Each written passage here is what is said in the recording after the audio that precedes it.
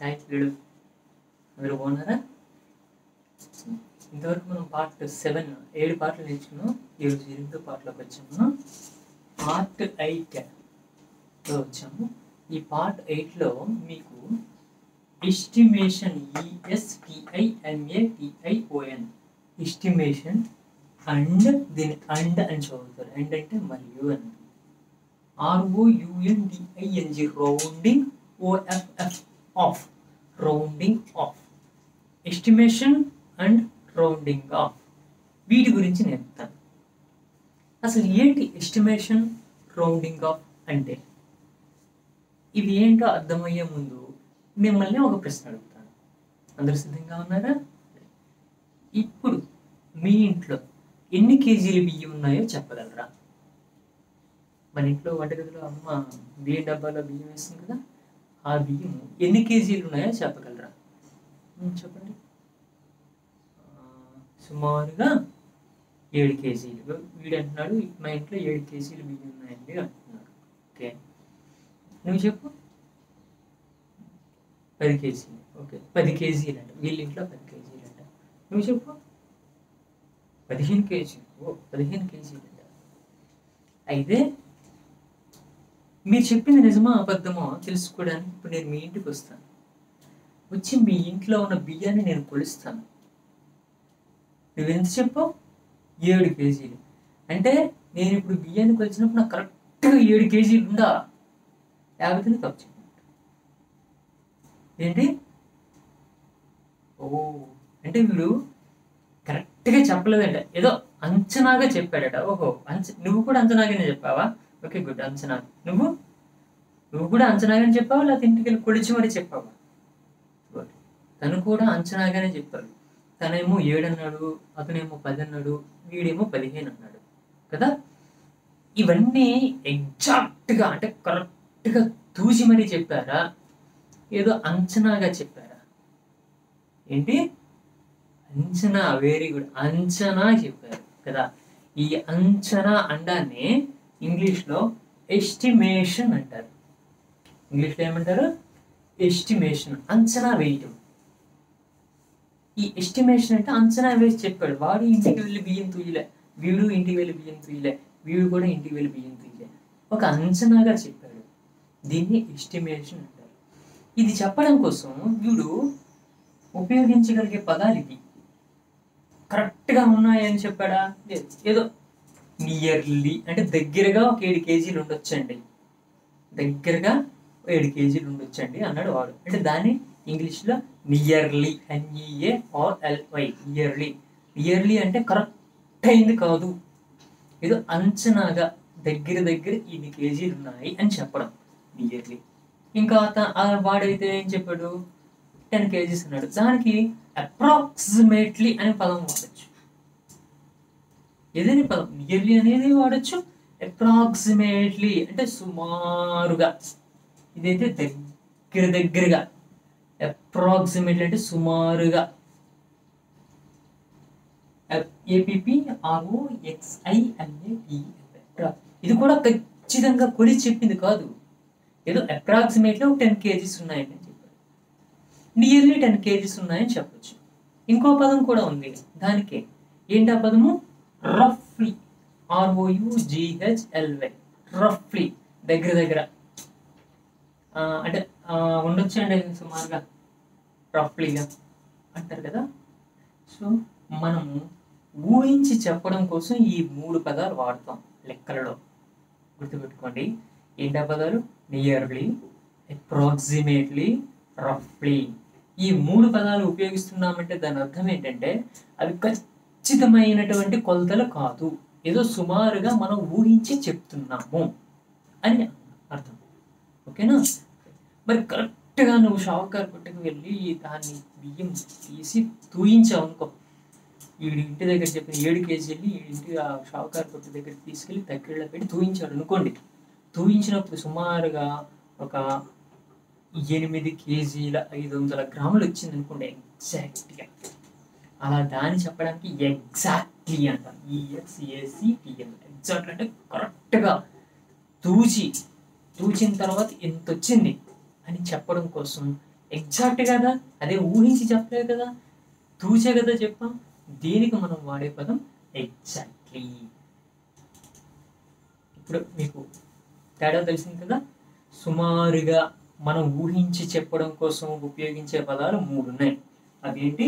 Nearly 7 kgs rice ఉంది, approximately 7 kgs rice ఉంది, రఫ్లీ 7 kgs rice ఉంది, ఎగ్జాక్ట్లీ 8 kgs 500 grams రైస్ ఉంది. ఇది తేడా. మీకు ఈ 3 పదాలకి దీనికి ఉన్న తేడా ఏంటో అర్థమై ఉంటుంది. ఈ వ్యతిరేక పదాలను కూడా నియర్లీ వ్యతిరేక పదం ఎగ్జాక్ట్లీ, అప్రాక్సిమేట్లీ వ్యతిరేక పదం ఎగ్జాక్ట్లీ, రఫ్లీ వ్యతిరేక పదం ఎగ్జాక్ట్లీ. ఇవన్నీ ఊహించి చెప్పడానికి ఉపయోగించే పదాలు. ఇది కరెక్ట్గా దాన్ని కొలత తూచి కరెక్ట్గా పదం ఏంటో చెప్పడానికి ఉపయోగించేది ఎగ్జాక్ట్లీ. ఓకేనా? ఇప్పుడు ఉదాహరణకి ఇలాంటివి మన ఇక్కడ కూడా మనం షాపులకు వెళ్ళేటప్పుడు కూడా ఉపయోగిస్తూ ఉంటాం. ఎట్లా అంటే ఎవరి దగ్గర మనం ఒక షాప్కి ఒక 100 రూపాయలు తీసుకువెళ్ళాం అనుకుందాం. 100 రూపాయలు తీసుకెళ్ళినప్పుడు మనకి బిస్కెట్స్, బిళ్ళలు, చాక్లెట్స్, పెన్స్, పెన్సిల్స్ కొనాలనుకునేటప్పుడు మనం ముందుగానే లెక్క వేసుకుంటాం ఇంటి దగ్గర. బిస్కెట్స్ నియర్లీ 20 రూపీస్ ఉండొచ్చు. అక్కడికి వెళ్ళిన తర్వాత అది 16 రూపాయలు ఉండొచ్చు, ఎగ్జాక్ట్గా 16 రూపాయలు ఉండొచ్చు. కానీ మనకు ముందుగా తెలియదు కదా. కానీ ఇంటి దగ్గర మనం లెక్కేసుకునేటప్పుడు ఎలా లెక్కేసుకుంటుందని నియర్లీ 20 రూపీస్ ఉండొచ్చు బిస్కెట్ ప్యాకెట్. అలాగే చాక్లెట్ ప్యాకెట్ అయితే ఒక అప్రాక్సిమేట్లీ ఒక 40 రూపీస్ ఉండొచ్చు అనుకుంటాం. ఏమో అక్కడికి వెళ్ళిన తర్వాత అది 50 రూపాయలు ఉండొచ్చు, లేదా 30 రూపీసే ఉండొచ్చు, తక్కువ ఉండొచ్చు, ఎక్కువ ఉండొచ్చు. కానీ మనం అంచనాగా వేసుకుని చెప్పుకుంటాం అనమాట.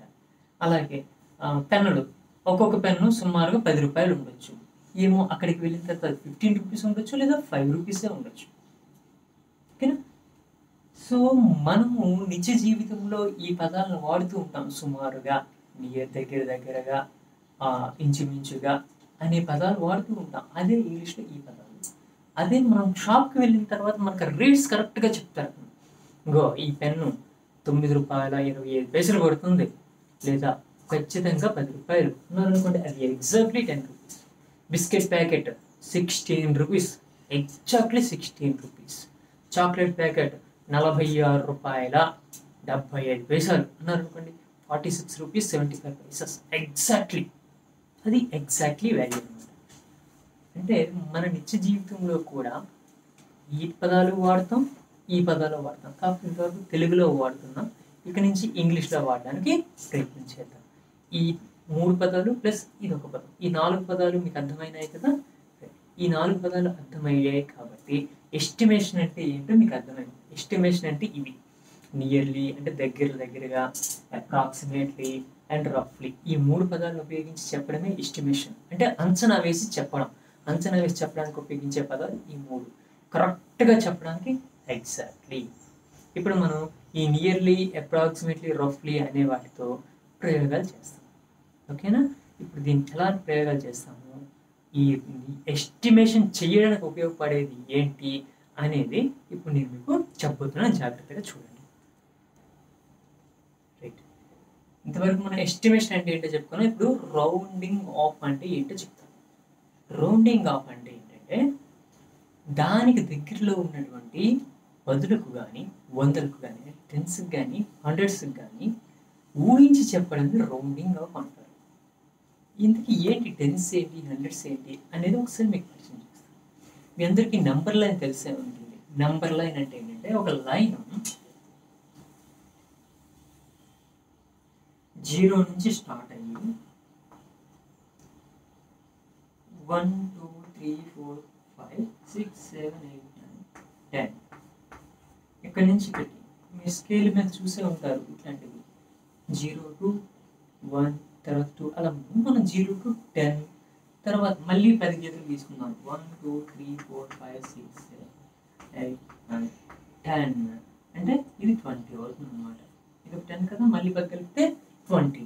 నెక్స్ట్ మళ్ళీ 21 22 23 24 25 26, 27, 28, 29, 30. మళ్ళీ 31, 32, 33, 34, 35, 36, 37, 38, 39, 40. అలాగే మళ్ళీ 1, 2, 3, 4, 5, 6, 7, 8, 9, 50. అలాగే 1, 2, 3, 4, 5, 6, 7, 8, 9, 10, 60. ఇంకా 1, 2, 3 అలా వెళ్తూనే ఉంటుంది. అలా ఆ నెంబర్ లైన్ ఎక్కడైనా ఆగిపోతుందా? ఆగదు. అలా వెళ్తూనే ఉంటుంది. మన అన్ని నెంబర్స్ అయినా ఎన్ని టెన్స్ అయినా వేసుకుంటారు. ఇక్కడ చూసారా మీరు స్కేల్ మీద 1, 2, 3, 4, 5, 6 అనేవి చిన్న చిన్న గీతలు చూపించాను. 10 వచ్చేసరికి పెద్ద గీత గీసాను. మళ్ళీ 20, మళ్ళీ 30, నెక్స్ట్ 40, నెక్స్ట్ 50, నెక్స్ట్ 60 ఇలా వచ్చాయి కదమ్మా. వీటిని టెన్స్ అంటాం. జీరోను కూడా టెన్స్ అనే అంటారు. ఈ వర్గంలో ఈ స్కేల్ మీద జీరో కూడా ఒక 10. ఏ 10 అది? ఏమీ లేని 10, 0 10.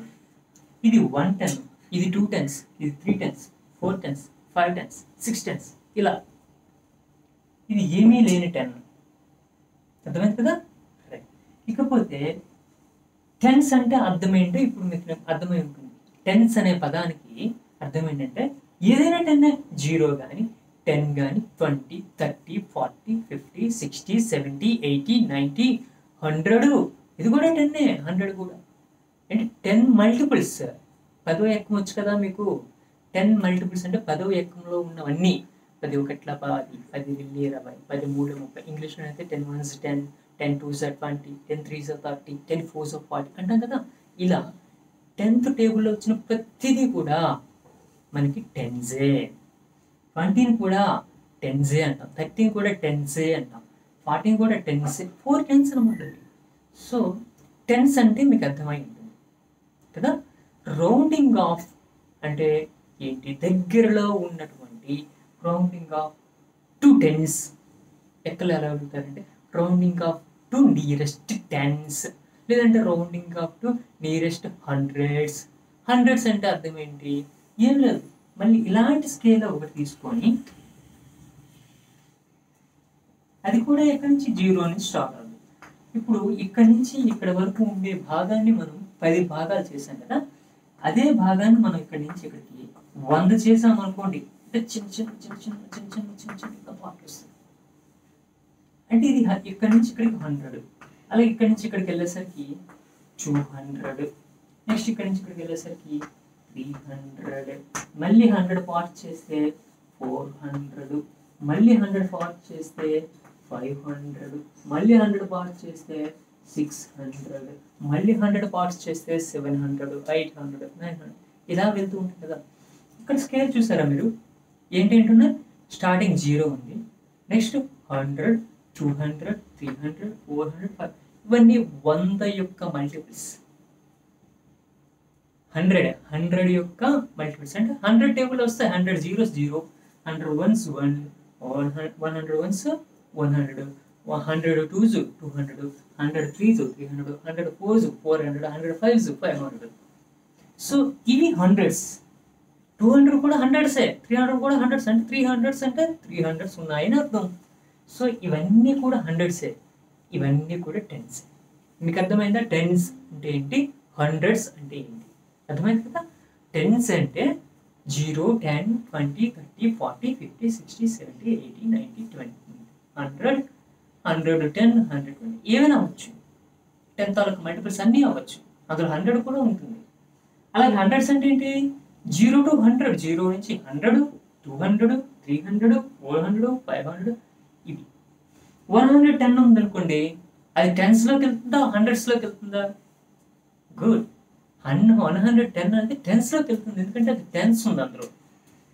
ఇందులో 10s లేవు, 100 ఉంది కాబట్టి ఇది 100sలోకి వస్తుంది. 100 అనేది 10sలో చెప్పచ్చు, 100sలో చెప్పచ్చు. 110 అనేది ఓన్లీ 10sలోనే చెప్పగలం తప్ప 100sలో చెప్పగలం. ఇది డిఫరెన్స్. ఈ స్కేల్స్ మీకు అర్థమయ్యాయి కదా. Okay good. ఇప్పుడు rounding off to the nearest 10s అంటే ఏమిటి? ఇప్పుడు జాగ్రత్తగా వినండి, చాలా బాగుంటుంది.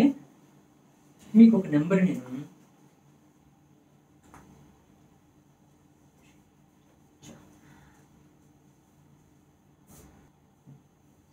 ఏం లేదు, మీకు ఒక నెంబర్ నేను ఇస్తాను.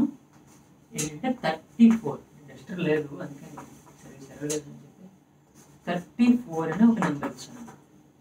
34 దీంట్లో 3, 4 అనే డిజిట్స్ ఉపయోగించి నేను 34 అనే ఒక నెంబర్ ఇచ్చాను. ఈ 34 అనేది నియరెస్ట్ టెన్స్ ఏంటి? 34 రౌండింగ్ ఆఫ్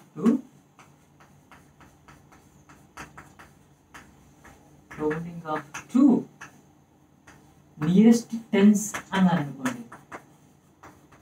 నియరెస్ట్ అంటే దగ్గరలో ఉన్న TENS టెన్స్. దగ్గరలో ఉన్న టెన్స్ ఏంటి? 34కి దగ్గరలో ఉన్న టెన్స్ ఏంటి అని అడిగారు అనుకోండి. ముందు ఈ నెంబర్ లైన్ మీద 34 ఎక్కడ ఉంటుందో గమనిద్దాం. 0 నుంచి 10 మధ్యలో 34 వస్తుందా మనకి? రాదు. పోనీ 10 నుంచి 20 మధ్యలో వస్తుందా? రాదు. పోనీ 20 నుంచి 30 మధ్యలో వస్తుందా? రాదు. పోనీ 30 నుంచి 40 మధ్యలో గుడ్ రావడానికి అవకాశం ఉంది. ఏంటి? 31, 32, 33, 34 ఇది ఇక్కడ ఉంది 34. చూసారు మీరు గీసాను అది 34. ఓకే, ఇప్పుడు ఈ 34 అనేది ఏ టెన్స్ మధ్యలో ఉంది జాగ్రత్తగా గమనించండి. ఇవ్వ నేను ఇక్కడ 34 రాస్తున్నాను. ఈ 34 అనేది 30 ఇంకా దగ్గరలో ఉన్న మరొక 10 ఏంటి 40 అంతే కదా. 30కి 40కి మధ్యలో ఉంది 34 అనేది కదా. ఇప్పుడు ఇది 30కి దగ్గరలో ఉందా 40కి దగ్గరలో ఉందా చూడాలి. చూడండి 34 అంటే ఇక్కడ ఉంది. ఈ 30కి వెళ్తే 34 నుంచి 30కి వెళ్తే 1, 2, 3, 4 స్టెప్స్ వేస్తే చాలు. 4 అడుగులు వేస్తే 30 చేరుకుంటున్నాం. అదే 40కి వెళ్ళాలనుకోండి 1, 2, 3, 4, 5, 6 స్టెప్లు వేయవలసి వస్తుంది కదా. ఏ దగ్గరగా ఉందైతే ఈ 34 అనే దానికి 30 దగ్గరగా ఉందా 40 దగ్గరగా ఉందా? గుడ్, 30 దగ్గరగా ఉంది. సో 34కి నియరెస్ట్ టెన్స్ ఏంటంటే 30. ఇది ఆన్సరు. ఇప్పుడు మీకు ఒకవేళ నేను 42కి నియరెస్ట్ టెన్స్ ఏంటి అని అడిగాను అనుకోండి. 42 అంటే ఇదిగోండి ఇలా రాసుకునే ముందు ఈ 42కి నియరెస్ట్ టెన్స్ అవ్వడానికి రెండింటికి అవకాశం ఉంది. ప్రతి దానికి 2 టెన్స్కి మధ్యలో ఉంటుంది కదా. ఈ 42 అనేది 40కి 50కి ఈ 2 టెన్స్కి మధ్యలో ఉంటుంది అంతే కదా. 42 అనేది 40కి 50కి మధ్యలో ఉంటుంది. దేనికి దగ్గరలో ఉంటుంది? 42 అనేది 40కి దగ్గరలో ఉంటుందా 50కి దగ్గరలో ఉంటుందా? గుడ్, 42 అనేది ఒక 2 స్టెప్లు బ్యాక్ వేస్తే 40కి వచ్చేస్తుంది కాబట్టి 40 కరెక్ట్ ఆన్సర్. ఒకవేళ మీకు నేను 57 అనేది ఇచ్చాను అనుకోండి. దీనికి నియరెస్ట్ టెన్స్ ఏంటి? నియరెస్ట్ టెన్స్ ఏంటి? 2 ఉంటాయని చెప్పాను. దగ్గరలో ఉండే టెన్స్ 2 ఉంటాయి. ఏంటంటే 2 టెన్స్ ముందు రాసుకుందాం. ఒకటేమో 50, ఇంకోటేమో 60. 50కి 60కి మధ్యలో ఉంటుంది ఇది 57. ఓకే, ఎవరికి దగ్గరలో ఉంటుంది 57 అనేది? 50గా 60గా దేనికి దగ్గరలో ఉంటుంది? ఎస్ 60కి. ఒక్క 3 స్టెప్లు వేస్తే 50, 59, 60 ఒక్క 3 స్టెప్లు వేస్తే 60 దగ్గరికి వెళ్ళిపోతుంది ఇది. కాబట్టి 57కి దగ్గరలో ఉన్న నియరెస్ట్ టెన్స్ ఏంటి? 60. చూసారా 34 nearest tens 30, 42 nearest tens 40 and 57కి నియరెస్ట్ టెన్స్ 60. ఇది మీకు అర్థమైంది కదా. ఇది అర్థమైంది కాబట్టి నేను మీకు కొన్ని సింపుల్ క్వశ్చన్స్ ఇస్తాను. అవి నాకు హోంవర్క్ చేసి పెట్టండి నియరెస్ట్ టెన్స్కి. ఓకేనా? అలాగే నియరెస్ట్ 100 గురించి నెక్స్ట్ చాప్టర్లో మళ్ళీ నేను చెప్తాను.